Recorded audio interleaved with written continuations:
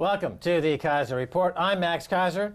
What are they going to say when the central banking system dies? They're going to say it was a kind system? That they were wise men? They had plans, man? They had wisdom? Bushima, man? They're going to say the Keiser Report was right. That was my best Dennis Hopper. Bushima? What does that mean? Well, you know, it's Swahili for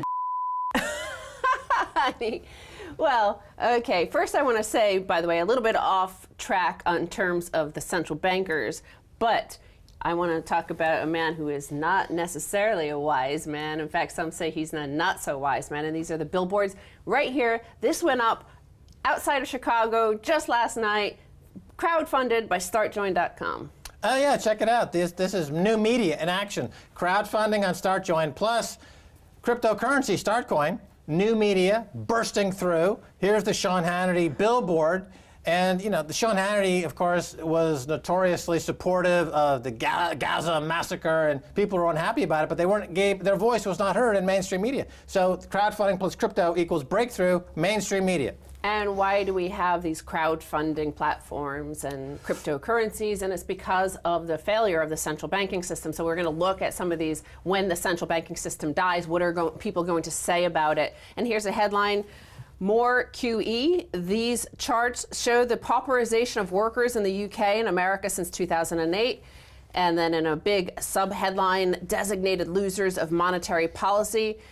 Done in the now classic way, key ingredient, the Bank of England printed enormous amounts of money, repressed interest rates, and stirred up inflation, which hit 5% in 2011. But somebody had to pay for it. Savers and workers. It demolished real wages and purchasing power of the people who make up the rest of the economy. So we're going to look at a chart, and the chart shows you this pauperization of the British worker in response to quantitative easing and paper printing by the central banks here in order to bail out the bankers. And here's the chart. You can see that the real wage inflation rises have been consistently below inflation, even as is reported by the UK government. Yeah, I see in Britain the pensioners are concerned, you know, that their pensions are not giving them the kind of money that they thought that they were getting, and the returns are near 0%. But remember, the banks failed, so where did the central banks get the money to bail out the banks? They got it from pensioners. They stole it from pensioners using interest rate policy to artificially move interest rates down to zero. They didn't say that that was the case. They said they were trying to stimulate the economy. But now, here we are 5 or 6 years later, the economy hasn't been stimulated. In fact, it continues to contract. The employment numbers that they targeted as being a certain level that would then reverse policies and start to raise rates back to their normalized level. They haven't done that. Mark Carney is caught lying now 2 or 3 times. All the central bankers saying, oh, we're not yet ready to raise rates because they're not yet ready to steal money. Stop stealing money from pensioners, from savers, and giving it to those who are in the banking charade, the banking kleptocracy. And this is continuing, as we've been saying. But, you know, new media and new finance, new platforms, crowdfunding plus crypto is the new reality that has to grow out of the abyss that is central banking nightmare that's giving us all these problems today. All go back to central banking. The jihadis, it all goes back to central banking. All the wars, central banking. Who are the terrorists? It's not freaking guys in masks chopping off heads. That's the symptom. The disease is Bernanke and Mark Carney and Janet Yellen. That's the problem. Well, to people like the Keiser Report and our audience, we look at Janet Yellen and Mark Carney and Mario Draghi, and we see the Marlon Brando character in Apocalypse Now, this grotesque creature in the forest with all of these lackeys around him, and crazy and deranged, like, you know, the Dennis Hopper characters like Joe Wiesenthal or Paul Krugman saying, nobody else understands these central bankers like I understand them. They're genius. Just because it looks like disaster and apocalyptic around you, it doesn't mean that you just don't understand it. Yeah, and exactly like Apocalypse Now, you know, Barack Obama or David Cameron will point to a body of children with their limbs cut off and say, that's the genius of Janet Yellen. That's the genius of Mark Carney. Look at the carnage they've created. Look at these jihadis around the world chopping people's head off. Don't you get it? Mark Carney's a genius. And they are just like Apocalypse Now, the lackey surrounding the Marlon Brand character. Up the river, the heart of darkness. And but the new media, cryptocurrencies and crowdfunding is here to obliterate those guys. And so here is the next headline regarding the United Kingdom. Under 30s being priced out of the UK, says social mobility czar. Since the financial crisis, the Bank of England has jumped through hoops to bail out the city. And this is regarding Alan Milburn, a former cabinet minister in the Labour government, and now he's on this it's ironic actually to have a social mobility czar. You know, the opposite of social mobility would be a neo-feudal, feudal sort of system. Well, Britain is on the verge of becoming permanently divided between tribes of haves and have-not, as the young increasingly miss out on the opportunity enjoyed by their parents' generation, the government's social mobility czar says. And he says in particular that they're priced out of the housing market. So this is what the only option for social mobility is, having a house here and being able to, you know, policy set around it, first of all, limiting supply, and then forcing huge amounts of capital and corrupt cash, money laundered cash from around the world into the same properties. Yeah, I mean, my message to the young people in Britain is that they don't have to join jihad. They don't have to do that. That's the only alternative that David Cameron is giving them. The blowback is that people are getting destroyed here in the country because of these policies that favor the upper tenth of a percent. Okay, they can do other things. They can go down the path of cryptocurrencies, crowdfunding, P2P, social networking. You have 3D printing, these new technologies that are emerging to obliterate the status quo. They don't have to join jihad. I know David Cameron loves jihad. All the jihadis now speak with a clipped British accent because that's where they come from, but they don't have to go down that path. But at least even jihad suggests a journey. This is not a journey, it's a cycle. It's a Ponzi scheme, which is a repetitive cycle. So the only way to win what you're calling jihad, which I call Ponzi scheme, the only way to win in a Ponzi scheme is to be invited in first into the pyramid scheme, the Ponzi scheme, whatever you want to call it. The only way is to be invited in first. So the policy by the central banks has been to reward those who were in first. Everybody has piled all their capital into it in order to try to get the same sort of gains that those first few lucky winners won. And yet, so the economy around us is collapsing because real jobs need to be done. Look at what around Colonel Kurtz in the jungle. Nothing is done except for slaughter and apocalyptic scenes. And that's what our economy, that's what our financial markets, that's what our equity markets, that's what our bond markets look like. By collapsing, the middle is collapsing. So you have this barbell approach to the economy of the extreme rich and the extreme poor. So the middle is definitely collapsing. And to get over the middle is now becoming virtually impossible.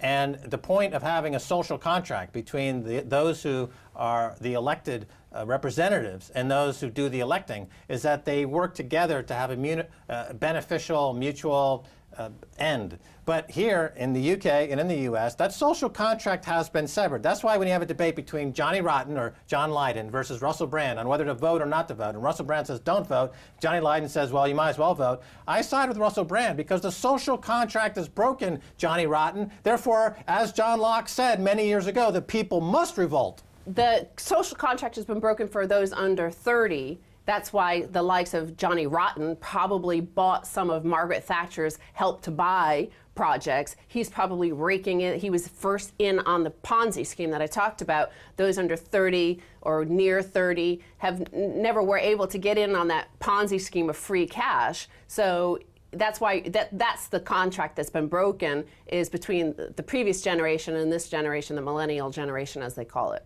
Yeah, well, he's reaping the benefit of being at the right time on the Ponzi scheme, and he's now trying to pull up the drawbridge, and anyone who wants to span that chasm, you know, they're being vilified as being jihadis. You know, everyone's a jihadi who's not on the property ladder. That's the way the government sees it here. And then so finally, regarding these sort of, well, Colonel Kurtz, Hank Paulson is somebody who kind of looks like Colonel Kurtz, a taller, thinner Colonel Kurtz. Well, remember I tried to call fatwa against Hank Paulson back in 2008, but no mullah took me up on it. They're all, you know, asleep at the switch. Well, they threw quite a lot of moolah at him, and this is the AIG bailout trial bombshell number 3. Paulson lied to Congress about TARP. So, you know, Hank Greenberg is suing. He was formerly at AIG. He's a huge shareholder still to this day in AIG, and he feels like he was betrayed and defrauded by the government, so he's suing them. But a lot of interesting information is coming out in Discovery. So remember in the last crash, I think we're in the beginning of a new one. That's my opinion. I might be wrong, but I think we are.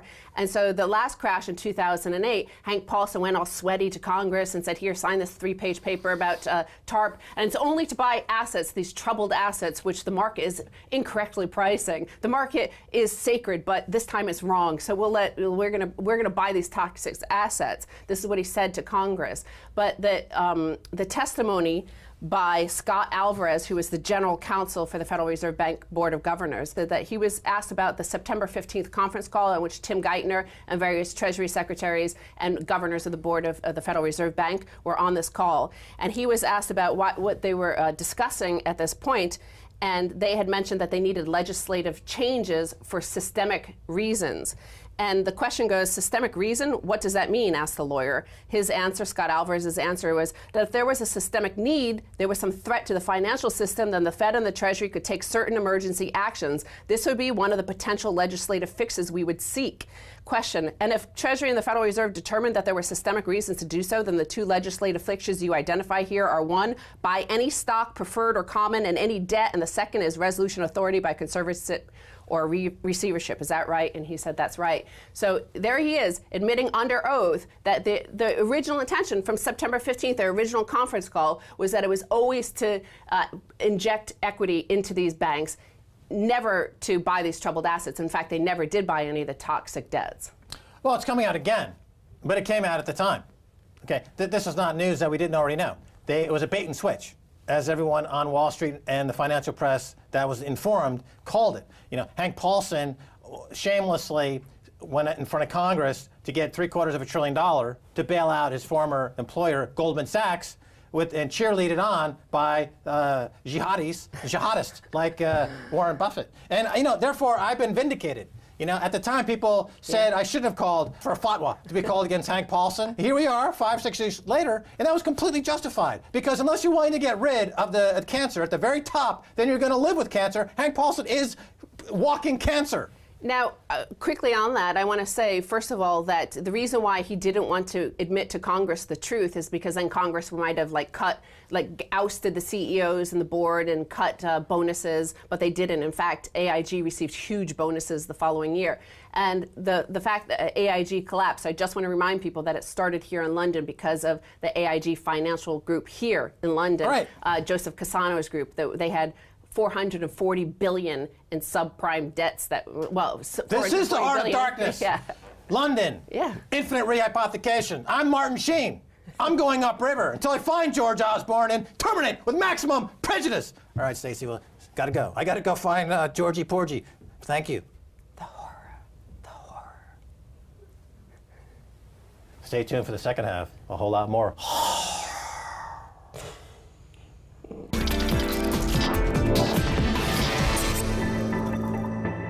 Welcome back to the Keiser Report. I'm Max Keiser. Time now to turn to Mitch Firestein, author of Planet Ponzi. Mitch, welcome back to the Keiser Report. Hi. Now, first of all, Mitch, you know, we covered in the first half this billboard that we put up in Chicago. We crowdfunded it on StartJoin using the cryptocurrency StartCoin, and it says that Sean Hannity is an intellectual terrorist. What do you think? You know, I think there's a problem with mainstream media, as I'm sure that you've heard me say before, and people need to think about what is the message and the narrative that people want to have out there, and it's important. I think Fox News has their own narrative and their own script that they put across. I mean, Obama won't even go on Fox. He has one interview to every 100 that he has elsewhere. So if you look at it, I mean, it's very biased. Like over the weekend, I don't know if you saw the protests in central London. There was over 100,000 people trying to get a fair wage, which is really significant and important. That people are saying, look, we're not going to take it anymore. We're going to go out and we're going to protest, peaceful protests, over 100,000 people. I watched BBC. The way that it was reported, they had 9 minutes. There was a tragedy in Nepal. They had a guy on the telephone for 9 minutes talking about his daughter is okay, we found her, and thank goodness that we found her. And then they put on for about a minute, they said, oh, and by the way, there's a protest in London about people having unequal pay, and that was it. Well, the state-run broadcaster BBC is highly biased you know, they support the kleptocracy and corporatism, otherwise known as fascism. But I want to talk to you about this connection between wages and central banking and finance. In other words, he had 100,000 people out there. They're trying to get higher wages. They're talking about higher wages. And of course, the government is saying, no, higher wages would stall the so-called recovery. They're against wages. But without wages, there is no real savings. And without savings, there's no capital. And without capital, there's no capitalism. So how can they justify no wages unless they just are outright fascists and saying it's just money printing and bombing? Well, exactly. There are two things, Max, that are important, and we've talked about this before. Capital expenditures and savings drive economies forward, and that's organic growth being generated. Now, wages have been going down for 7 years. Property has been going up, as we've discussed before. 25% of jobs created in 2013 were in the property sector. The average property manager at all of these places that you see on a high street is making $71,000. The average wage in the UK is around $24,000 and odd. So when the property market collapses, which it will, I mean, it's just an overinflated bubble by Osborne and Carney, then you're going to have a massive wave of unemployed people. Now, getting back to the wage inequality and that whole scenario, when you see a dispersion in wages, first of all, democracy has been vaporized. We don't have democracy anymore. You have a two-party system where both parties have been fundamentally dishonest with the voters and not kept their promise once they've got into office. So I think that the way forward, and you're starting to see it with the protests, is there's going to be a third party that comes from out of nowhere. They're going to be elected, and they'll get a chance to tell the truth. Because the probability of somebody, after they've not told you the truth,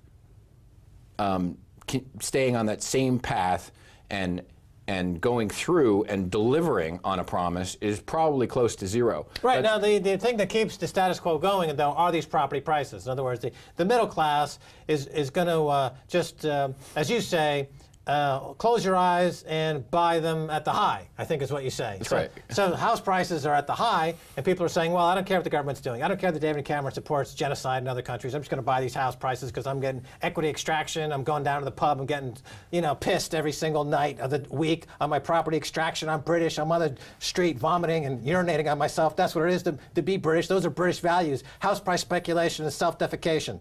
Now, other than that, but let's go back to the first half a little bit, because you mentioned this inequality and social unrest. We're kind of alluding to it. There's a debate going on between Russell Brand, who says, don't vote, stage a revolution, and John Lydon, a.k.a. Johnny Rotten, who has come out and said, Russell Brand is a that you in fact, you should vote, and, we fought the right to vote. My point of view is that Russell Brand is right because the social contract has been broken. And as John Locke has said, when the social contract is broken, you must revolt. What do you think?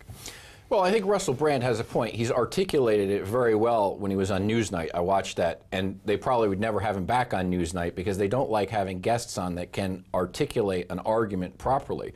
So if you put together facts, that's one thing that scares the mainstream media away. If you have a factual argument, they really don't want to hear it. I think that it's really important. We're in an election cycle in America, and what the big topics are Ebola and ISIS. And especially in the UK, none of the parties want to talk about debt, Max. That's the elephant in the room. I was going to bring an elephant here. Not really. But you mean Boris Johnson? Yeah, exactly. Yeah, he's right next door in his little cage. Wave. Hi, Boris.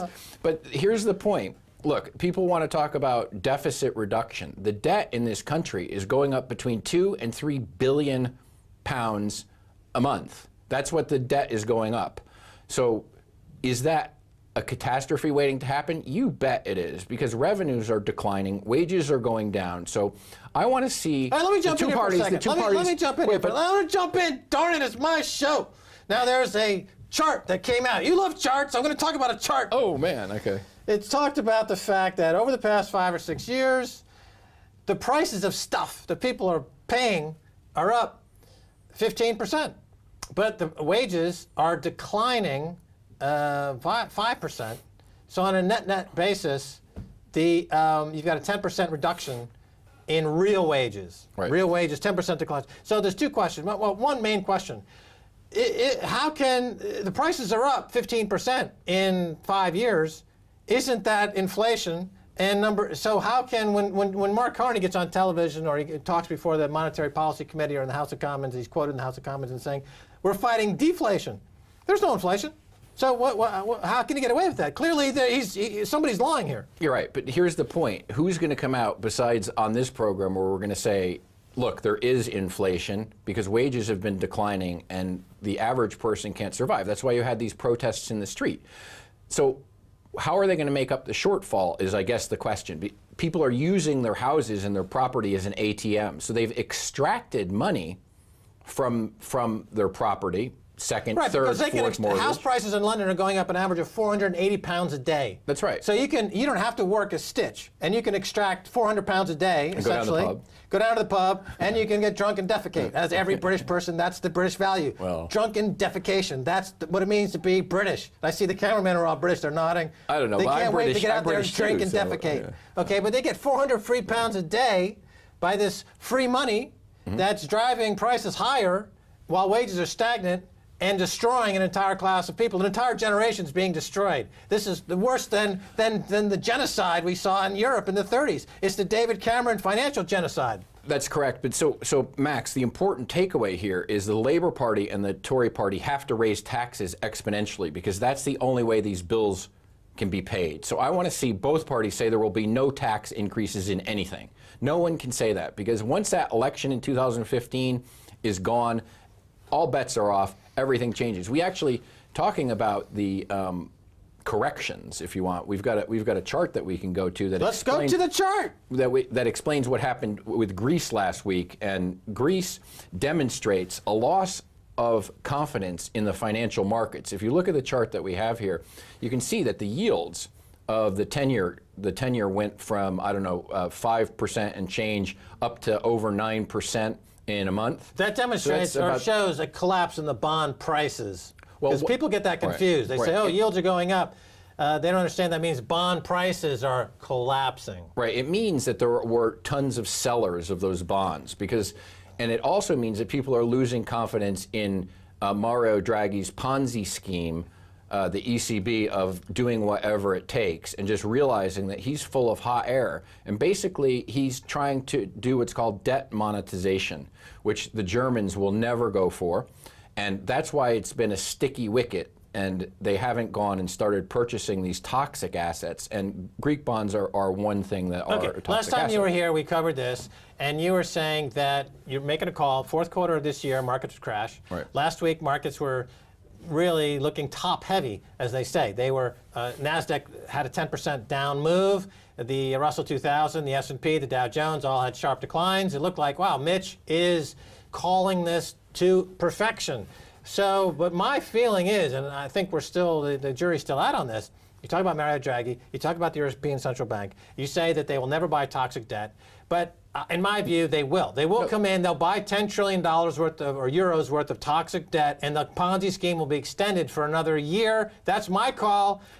At the moment, I'm looking shaky with my call. Well, no, Max. I didn't say that they'll never do it, but it's illegal for them to conduct a program these guys that's monetary. don't obey any laws. They write the laws as they go along. What law? What rule of law do they obey? Does Jamie Dimon obey any law? Does Lloyd Blankfein obey any law? Does Mario Draghi obey any law? No. They can break the law on their way to the men's room. They can't take a without breaking the law. They are law-breaking personified. The problem is it's not going to work. It's different this time, but it's not different in the way that they think. They can purchase these bonds. All that it's going to do is it should encourage, I mean, in the UK, people can't even have a referendum. You know, people have wanted to have a referendum on an in-out EU membership for the past 10 or 12 years. All right, let's go back to Greece stuff for a second. In other words, you're saying that if Mario Draghi, in fact, balks, he doesn't buy the toxic debt, and the Ponzi scheme that's gone around the world for years and years hits finally the immovable object called the ECB. Right. So we're talking about a revisitation of the 2008 crash scenario, but much worse, right? That's exactly right. Well, they're out of bullets. The gun is empty. His bazooka is empty. And there's not liquidity in any of these markets that was demonstrated last week. You see the bond prices, they gapped. which means that there are no buyers. The only buyer is the ECB. It's kind of like the Japanese bond market. There's nobody involved. There are no participants in the Japanese bond market anymore except the Bank of Japan. So all markets are broken. Every market that you look at is a massive asset bubble. So when people need liquidity, the only cash machine they can go to is the stock market, and they sell. We've got another chart. We can look at the DAX as we were talking. Yeah, we got about 30 seconds. And then, can you stay on for another segment? Oh, sure. Okay, we got about 30 seconds to look at the DAX briefly. Okay, so the DAX chart shows a 15% decline, and my dog Sammy recognizes that the pop-up that we saw on Friday, Sammy's pretty smart. He said that that's a dead cat bounce. Woof, woof. So do I think that it's sustainable? Probably not. You know, I think we have more to come. All right, so we're going to carry this over to another segment on Sammy the dog who reads charts, the DAX, okay, and what it means to be Mario Draghi and live as a transvestite under a bridge somewhere, fluffing guys for a nickel once this whole thing blows up. That's what we're going to be talking about. All right, don't go away. That's going to do it for this edition of the Keiser Report with me, Max Keiser, and Stacey Herbert. I'd like to thank our guest, Mitch Firestein of PlanetPonzi.com. If you'd like to get in touch, tweet us at Keiser Report. Until next time, bye, y'all.